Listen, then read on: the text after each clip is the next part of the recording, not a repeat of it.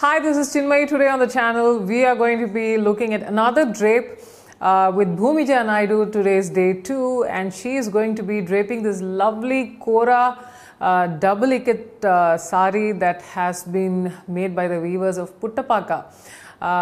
This sari has been very kindly loaned to us by designer Shravan Kummarji for the purposes of this video.